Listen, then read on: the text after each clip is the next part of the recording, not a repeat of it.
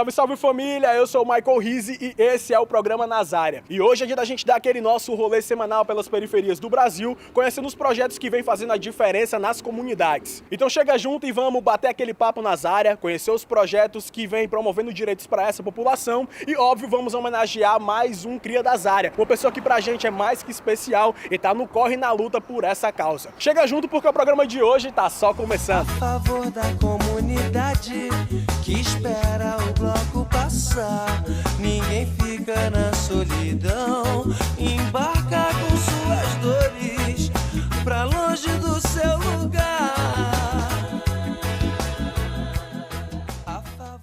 Segundo dados da Associação Brasileira de Gays, Lésbicas, Bissexuais, Travestis e Transsexuais, cerca de 20 milhões de brasileiros se identificam como pessoas LGBTQIAPN+.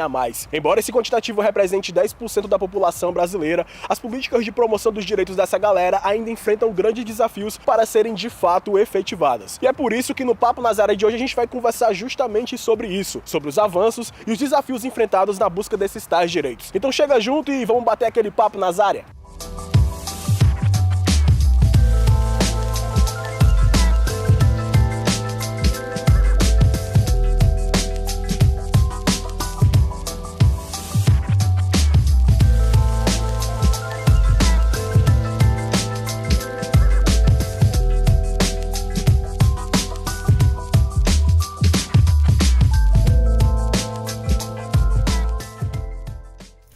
Fala galera, estamos aqui agora no projeto Pequeno Nazareno Dignidade e Infância em Fortaleza, Ceará e vamos, óbvio, bater aquele papo nas áreas para entender como é que a galera tá tendo sua visão sobre um determinado assunto. E o assunto dessa vez, a gente vai trocar essa ideia com vocês, é sobre o orgulho LGBTQIAPN+.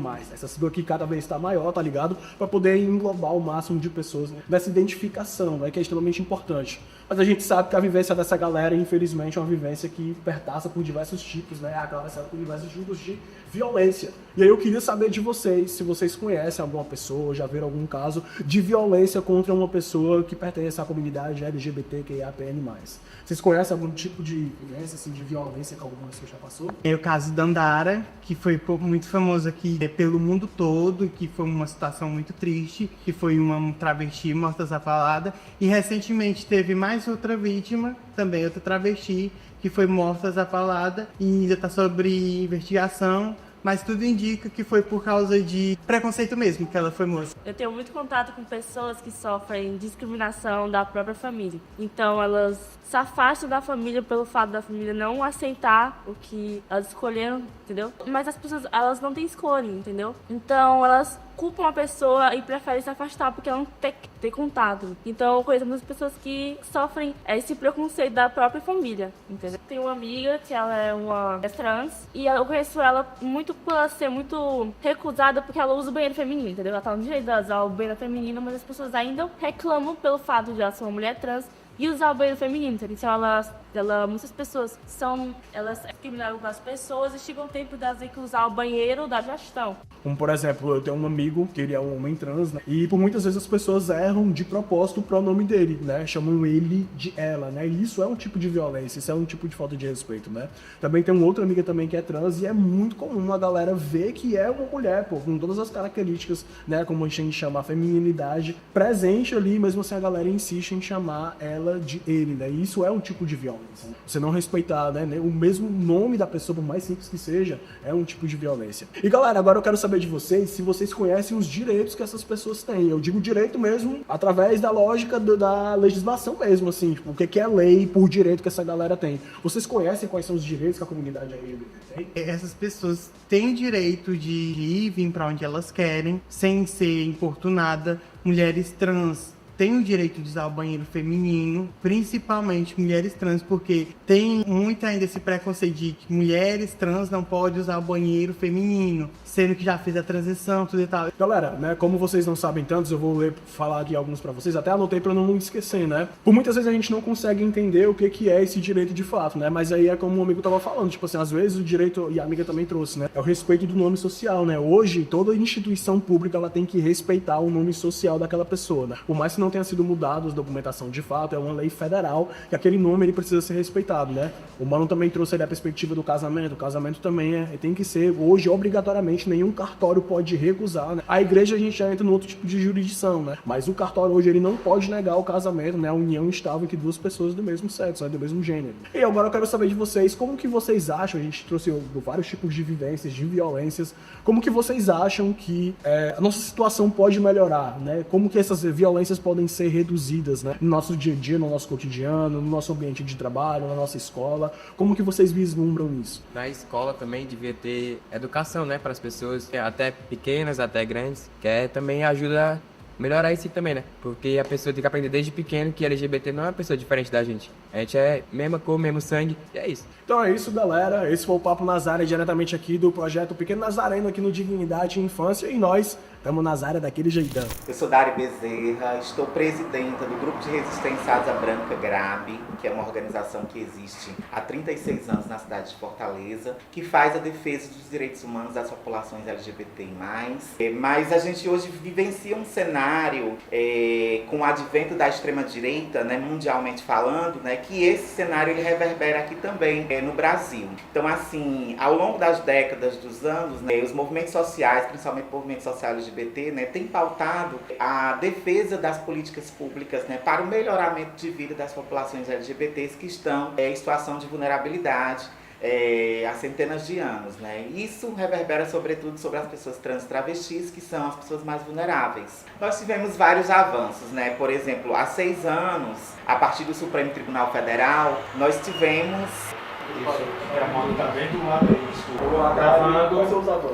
Nós tivemos muitos avanços, né? Principalmente a partir do Supremo Tribunal Federal, o STF, que instituiu há 6 anos atrás, que equiparou a LGBTfobia ao crime de racismo. Então esse foi um grande marco da ANTRA, por exemplo, a Associação Nacional de Travestis Transsexuais, mais de 70 leis vigorando no Brasil, que são leis antitrans. Então, assim, as casas legislativas do Brasil, né, assembleias legislativas, câmaras municipais, existem parlamentares que estão legislando para retirar os direitos das populações trans e travestis, os poucos que a gente conquistou ao longo de tanto tempo, né? Então, assim, é importante a gente fazer essa análise porque é entender que existe um cenário hoje, né, de LGBTfobia institucional e política, né, que impede que impede o avanço, né, de políticas públicas e de garantia de direitos para a população LGBTI+, como um todo. Então, assim, por exemplo, Fortaleza nós temos a Semana Janaína Dutra, que é uma política pública da educação, que trabalha as questões de direitos LGBTI+, nas escolas. No estado do Ceará nós temos a Lei Luiz Palhano, que é equivalente à Janaína Dutra. Nós temos também hoje coordenadorias da diversidade. O Ceará tem, por exemplo, a primeira Secretaria da Diversidade do país. Então, assim, é importante a gente colocar isso e dizer também que nós ainda somos o país que mais assassina pessoas LGBTI+ no mundo. Nessas lutas cotidianas, né, nas ruas, realizando as paradas pela diversidade sexual do Ceará e dos bairros e dos municípios, que são expressões massivas da população LGBTI+, e que a gente está nesse rolê, a gente vai para a rua mesmo, para fazer a denúncia, né, e para cobrar dos poderes públicos essas políticas. Então hoje a gente tem um movimento bem organizado no Brasil, né? Então, por exemplo, hoje a gente tem primeiras parlamentares no Congresso Federal que são trans, né, como a Erika Hilton, a Duda Salabert e outras em outros espaços também Brasil afora. E isso é muito importante porque somos nós dentro desses espaços, ocupando esses espaços, que também vamos fazer o contraponto com os parlamentares, né, de extrema direita, né? Então, nesse sentido, existe essa articulação, existe uma articulação nacional de organizações nacionais como o GRAB, como outras Brasil afora, que fazem esse trabalho cotidiano nos seus espaços. E minimamente também, enquanto organização social, nós promovemos, né, projetos, ações que venham a transformar um pouquinho a vida das populações trans travestis. Então, assim, não só esperar as políticas que virão, né, cobrar as políticas que virão nos governos, né, que a gente necessita, mas também realizar algumas ações, né, que a gente julga importante, que são importantes para as nossas populações também. Para obter indicadores e dados oficiais sobre as violações dos direitos da população LGBTQIAPN+, no Brasil, acesse o site do Observatório LGBTQIAPN+, através do link Observatório Mortes e Violências LGBTIbrasil.org.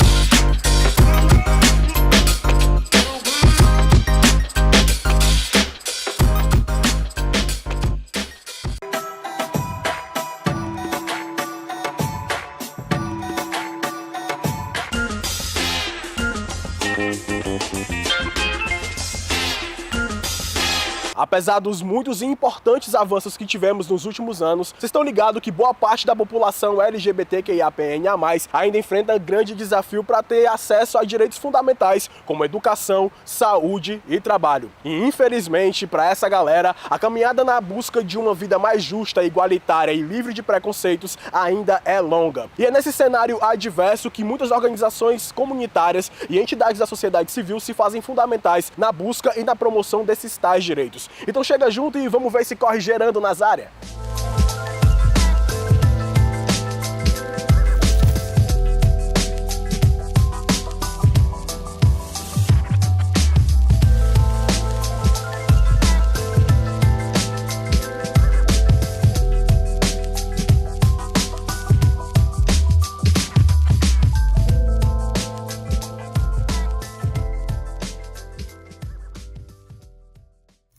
Primeiro mestre de cultura LGBT do Brasil, com muito orgulho, e tenho a honra e o prazer de conviver com as melhores pessoas do mundo, que é a comunidade negra, mulheres da periferia e principalmente LGBTQIA+.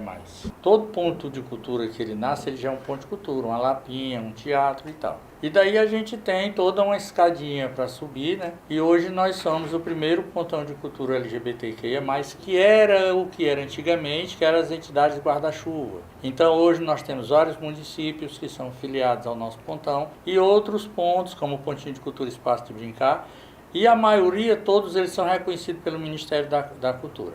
O objetivo era sobreviver, porque negro, da periferia, artista, em geral, tem que sobreviver na marra, né? E daí a gente terminou se fortalecendo entre si, continuamos abandonados pelas autoridades, mas esse fortalecimento virou uma família. Hoje o Arte de Amar é uma família. A segunda maior parada pela diversidade, que é a de Messejana, 80% é construída por mulheres negras da periferia. E é uma parada que nunca houve conflito. É uma biblioteca LGBT, mas que tem à frente a criadora do grupo cultural LGBTQIA+, Arte de Amar, que é a Nilza Farias. Por exemplo, eu vou dar um exemplo deixar bem claro. O Pontão de Cultura LGBTQIA+, Arte de Amar, de todos os movimentos que estão aqui dentro, somos independentes, certo? Mas é um direito da comunidade do Curió ter a cozinha solidária. E nós apresentamos a nossa cozinha. E foi aprovada no dia 23 de outubro de 2023. Nós estamos para fazer o quê? 2 anos, nós estamos em 2025. E quando a gente se colocou que essa cozinha é aprovada para o Curió, com toda a fiscalização que foi aprovada, mas que ia atender as trans e as drag, que são a população de seres humanos mais massacrados no país. E nós já estivemos na Assembleia Legislativa, com os políticos, com todo mundo,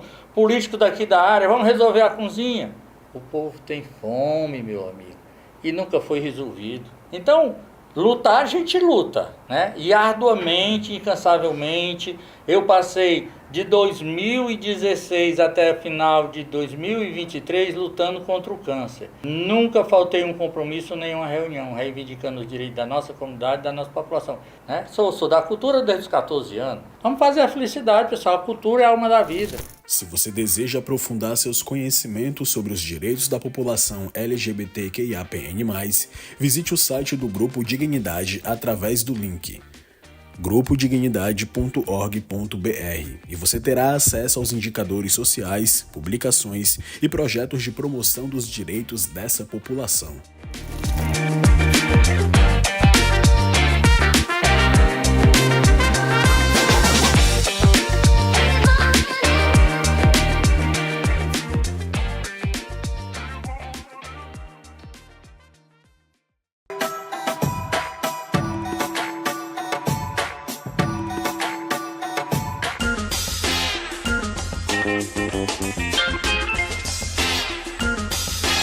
A luta por direitos humanos exige coragem, determinação e principalmente o compromisso de pessoas que dedicam sua trajetória de vida na luta e na defesa dos mais vulneráveis. E agora a gente vai conhecer uma dessas pessoas, uma mulher forte, guerreira, uma travesti que disse não às migalhas que o governo e o sistema lhe reservava. E conformada com a situação de vida de pessoas LGBTQIAPN+, ela viu na educação uma porta de entrada de ocupar lugares de decisão e assim lutar pelo direito e pela vida de seus pares. Então é com muito orgulho e gratidão a gente apresenta para vocês agora mais uma cria da Zária.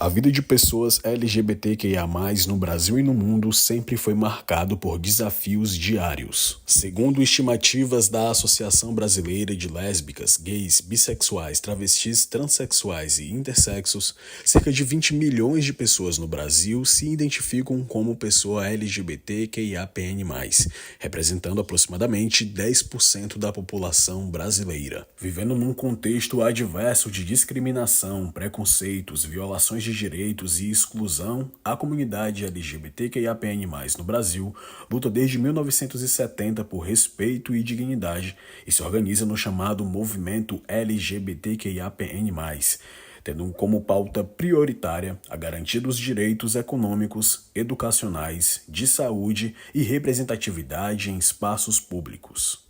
Ao longo de décadas de luta e resistência, o movimento LGBTQIAPN+, no Brasil, celebra importantes vitórias: a retificação do nome e gênero no registro civil e a criminalização da homofobia e da transfobia, equiparando-as aos crimes de racismo.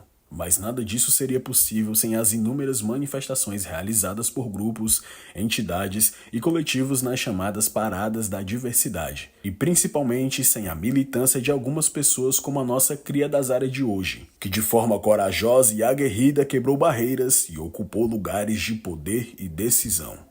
Entre tantas lideranças, hoje vamos dar visibilidade e reconhecimento para Luma Nogueira de Andrade, a educadora, pesquisadora e ativista trans brasileira, nascida no município de Morada Nova, no estado do Ceará. A filha de agricultores que, motivada pelo desejo de mudança para si e para a comunidade LGBTQIAPN+, fez da sala de aula seu lugar de enfrentamento ao preconceito e à exclusão e já em seus primeiros passos na militância defendeu a importância das pessoas trans travestis ocuparem espaços de visibilidade para transformar suas realidades. Hoje, Luma Andrade é professora universitária e diretora do Instituto de Humanidades da Universidade da Integração Internacional da Lusofonia Afro-Brasileira, a Unilab, e é reconhecida internacionalmente como referência na defesa do direito e na educação para a comunidade LGBTQIAPN+, e os povos e comunidades tradicionais. Nessa caminhada, Luma Andrade ganhou diversos prêmios pela relevância da sua atuação, entre os quais Prêmio Educando pela Diversidade Sexual, do Senado Federal, e a Medalha Iracema por sua contribuição e o desenvolvimento da cidade de Fortaleza. No Cria da Zária de hoje, expressamos nosso sentimento de gratidão e a nossa homenagem para Luma Andrade, reconhecendo-a como símbolo de luta e resistência das pessoas LGBTQIAPN+, no Brasil e, óbvio, em todo o mundo. O Ceará tem orgulho de ser território que gera lideranças como Luma Andrade. Então um salve para a primeira professora doutora travesti do Brasil. Hoje, a nossa cria da Zária. Muito obrigado.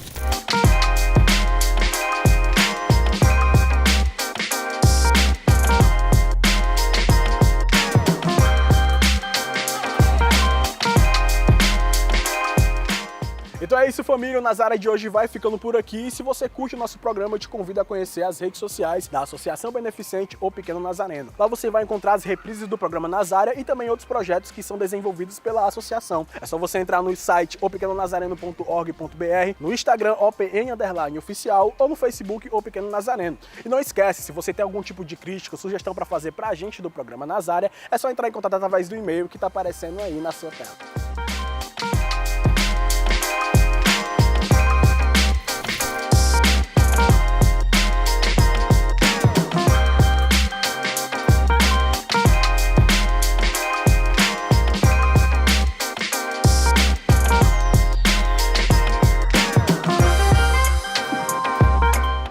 é isso, família. O Nazaré de hoje vai ficando por aqui. Muito obrigado pela sua companhia e para expressar nosso sentimento de gratidão e de respeito por toda a comunidade LGBTQIAPN+, a gente deixa um trechinho da música Sim à Diversidade, da Gabriela Zanata, que diz: os LGBTs querem que escuta a sua voz. Não importa quem amamos e sim o que há dentro de nós. Todos os oprimidos querem ter mais inclusão. Nós devemos unir forças e vamos todos juntos dar as mãos. Um abraço a todos e até semana que vem. Da comunidade que espera o bloco passar.